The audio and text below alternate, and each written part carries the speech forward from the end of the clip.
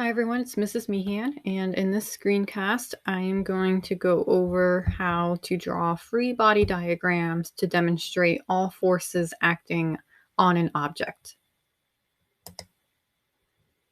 A free body diagram is essentially it's a drawing that physicists use in order to show all the forces acting on an object.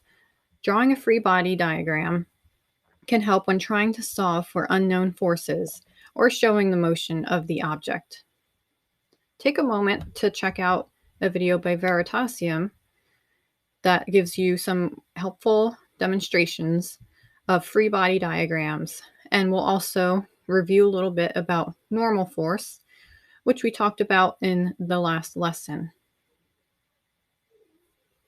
Okay, I hope that video was helpful, and it showed free body diagrams or the basics of free body diagrams using an actual object or person. So let's go through the recipe or the steps for drawing a free body diagram next. So your first step when drawing a free body diagram is to make a dot. And this dot will represent the object. Now, technically, this dot is representing the center of the mass of the object. So always keep that in mind if you are labeling a picture. That dot would be drawn in the center of the object or at the center of its mass. Your second step is to then draw an arrow from the dot pointing in the direction of one of the forces that is acting on that object. You'll label that arrow with the name of the force. So what we'll frequently have is we have our object, and we always know, at least, if we're talking about an object on Earth, that we have a weight. Weight is that downward force pulling down on the object. So that will always be an arrow pointing downwards. And we label it mg because mg is equal to weight. So this is representing weight, otherwise known as the force of gravity.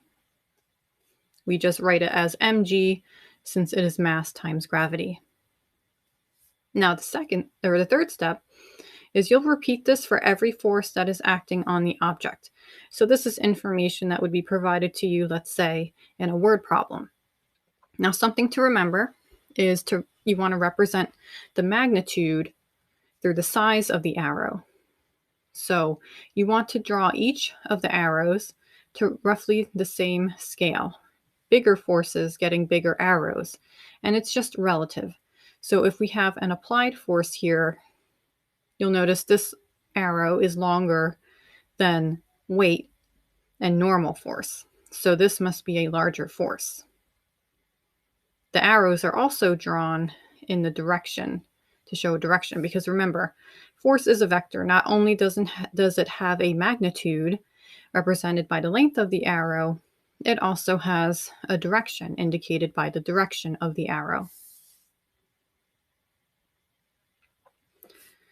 Once you have finished your free body diagram, always recheck it to make sure that you have drawn and labeled an arrow for every force. So just do a quick cross-check between the information given in the problem and what you've drawn.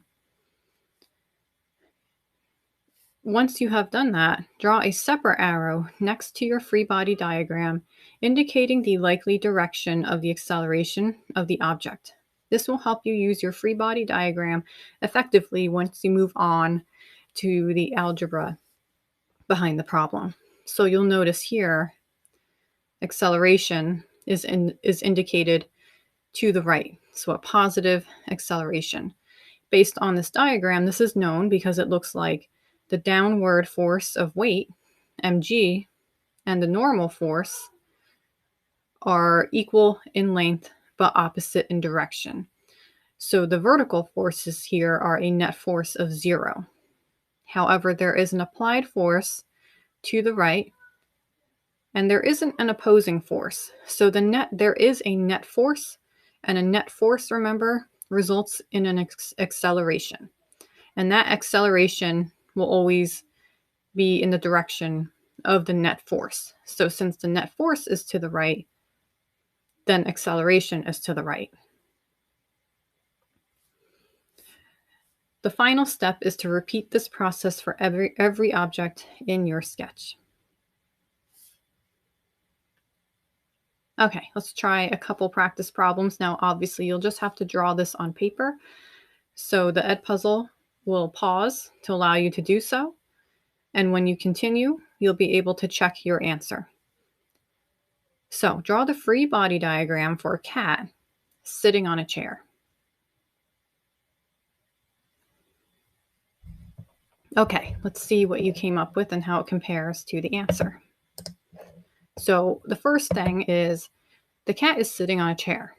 It is not in motion, which means that there is no acceleration happening. So the net force must equal 0 if there is no acceleration.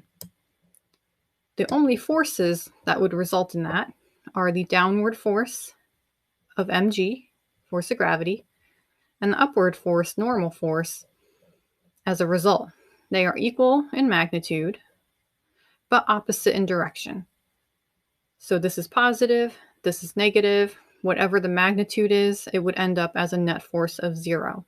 So this is an accurate free body diagram in this situation since it is showing equal magnitudes in opposite directions, giving you a net force of 0.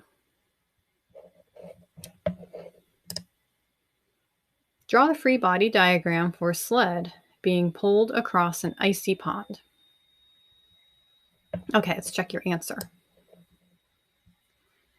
So as always, an object will always have the downward force of gravity, mg, and the upward normal force perpendicular to the surface the object is on. And then we have an applied force. We represent that by drawing F for force and ap for applied. So we know we have an applied force. It doesn't tell us a direction. So just to keep it general, you could just assume that it's in the positive direction to the right. You're pulling it across an icy pond. So you want to have that force vector drawn in a direction. And then there is no opposing force mentioned. We haven't quite gotten to that yet. Usually there is. But in this case, we know that the sled is in motion. It is being pulled across an icy pond. So there must be an acceleration. This is reflected in the free body diagram because even though normal force and weight have a net force of 0 in the vertical directions, we do have a horizontal direction, a force being applied in the horizontal direction. So to improve this answer further, you would indicate that the acceleration is to the right. It will match that of the applied force since that is a net force that is not 0.